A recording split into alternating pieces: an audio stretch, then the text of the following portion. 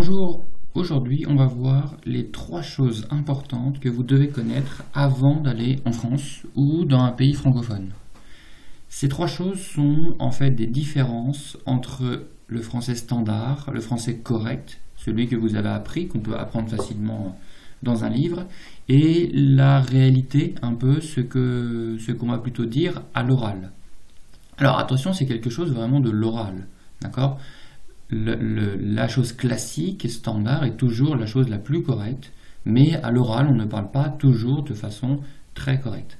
Alors, la première chose va concerner la négation. La négation, vous devez le savoir, j'imagine, se fait en français avec 2 mots, le mot ne et le mot pas. Je ne mange pas, d'accord ? Le ne se place avant le verbe conjugué et le pas après le verbe conjugué. D'accord ? Ça, c'est la forme classique, la forme correcte. Attention, je répète, c'est la forme correcte. Si vous devez écrire ou parler de façon complètement correcte, il faut impérativement avoir ces 2 mots. Sauf qu'évidemment, vous le comprenez peut-être, 2 mots, c'est beaucoup. On n'a pas forcément besoin de ces 2 mots. On peut comprendre avec un seul mot. Et justement, on va supprimer, donc généralement à l'oral, le ne. D'accord ? À l'oral, on peut dire « je mange pas ». D'accord ? Sans le ne. D'accord ? Donc, une chose très importante, entre le ne et le pas, le mot le plus important, c'est toujours le pas. D'accord ? Vous, quand vous parlez et que vous faites la négation, attention à ne jamais oublier ce pas, c'est le pas qui porte toute la négation. Même chose quand vous écoutez, soyez attentif au pas. C'est le pas qui va vous faire comprendre si c'est de la négation ou pas. D'accord ? Donc je ne mange pas devient à l'oral, c'est un peu plus fautif, c'est un peu moins correct. Je mange pas, on peut le dire, on peut l'entendre. Même chose ici, nous ne savons pas va devenir nous savons pas. Ok, on supprime tout simplement le ne. Ne prend pas, qui serait de l'impératif, même chose, même règle, prend pas. Ok, on supprime. Quasiment systématiquement à l'oral, c'est pas obligatoire, si vous voulez être un peu plus joli, un peu plus formel, vous pouvez le laisser, mais on peut supprimer à l'oral, dans la négation, le mot ne. La deuxième chose importante à savoir, c'est l'utilisation du pronom sujet on. On a plusieurs significations, mais très souvent à l'oral, il va remplacer nous. Le pronom nous, première personne du pluriel, moi et plusieurs personnes. Encore une fois, vous pouvez l'utiliser. D'accord ? Nous voulons aller au cinéma, c'est complètement correct. Vous pouvez toujours dire, écrire, nous voulons aller au cinéma. Il n'y a pas de problème. À l'oral, on va plutôt utiliser le pronom on. Donc la phrase nous voulons aller au cinéma devient on veut aller au cinéma. D'accord ? On remplace le nous par le on, et attention, on, c'est une 3e personne du singulier, donc le verbe, ici le verbe vouloir, doit se conjuguer à la 3e personne du singulier. Donc on veut. Veut comme il veut, elle veut. D'accord ? 3e personne du singulier. Attention à bien faire toujours ce changement. On ne peut pas mélanger nous voulons et on veut. C'est l'un ou l'autre.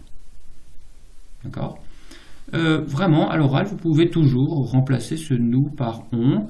Encore une fois, le nous est correct, vous pouvez toujours l'utiliser, mais si vous êtes en France ou dans un pays francophone, vous devez être attentif quand vous entendez le on, très souvent, pas toujours, mais très souvent, ça va avoir la signification de nous, c'est le contexte qui vous indique si c'est vraiment nous.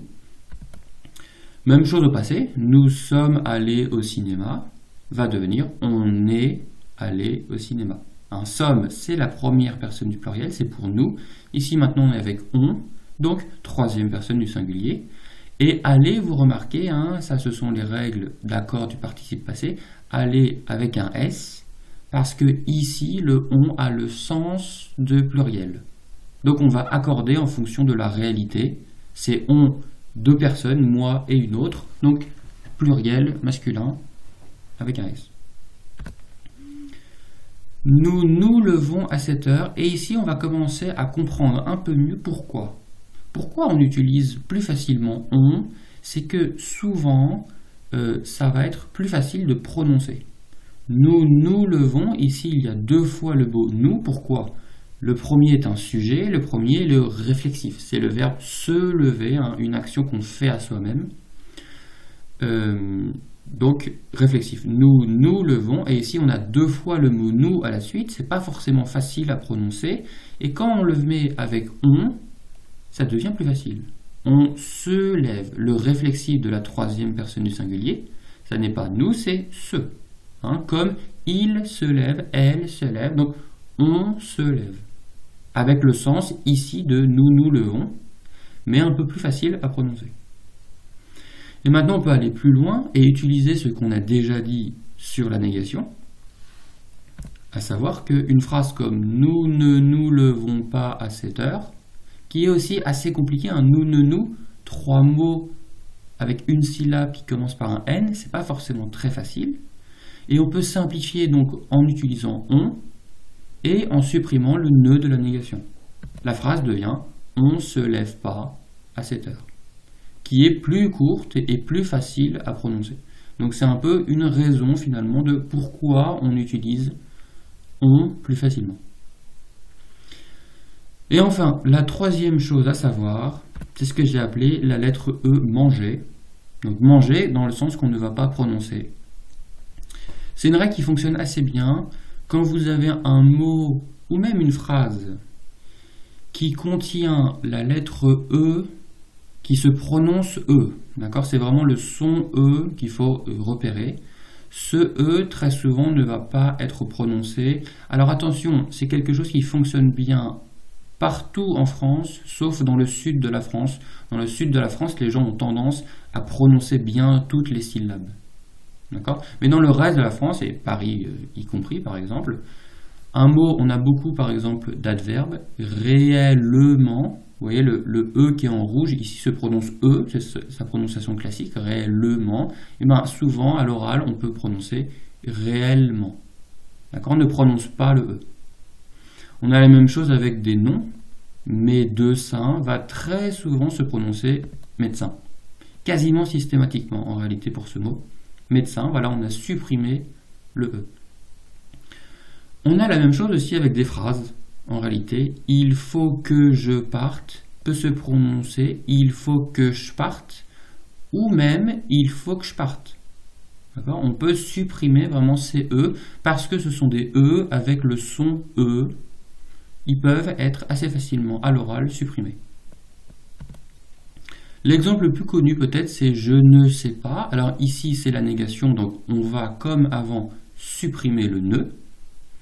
Et en plus supprimer le E du je. Et on va faire quelque chose un peu bizarre parce que ça va devenir je sais pas. Je ne sais pas si vous avez déjà entendu, on utilise beaucoup le je sais pas. Alors ici en plus on a eu une modification du son, on n'est pas sur j, on est sur ch.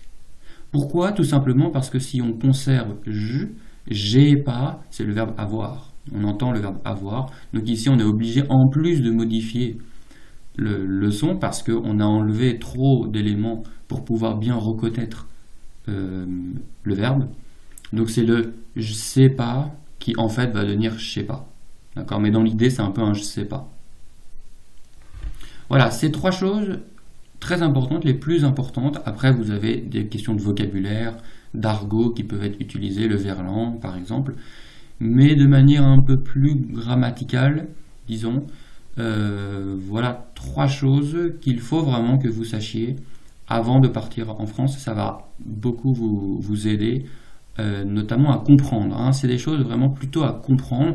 Vous allez probablement naturellement les utiliser, les faire vous aussi, mais c'est surtout important de comprendre, hein, parce que vous pouvez toujours rester sur la chose classique que vous avez apprise avec le ne de la négation, avec l'utilisation du nous ou avec la prononciation du e. Ça fonctionne, hein, c'est correct dans tous les cas.